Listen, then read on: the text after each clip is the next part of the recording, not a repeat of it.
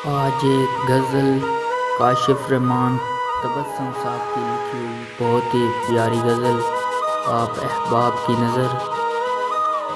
दर्द से मेरे ना तुमको बेकरारी है, फिर भला कैसी तेरी ये गम गुसारी है।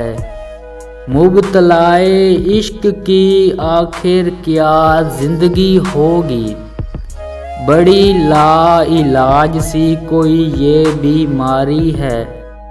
यूं तो कई बहार आए और चले भी गए, पर यहाँ दिल में खज़ां की पायदारी है। यहाँ मकतूल पे कौन रोएगा ए जालिम, हर सू आज यहाँ कातिल की तरफदारी है।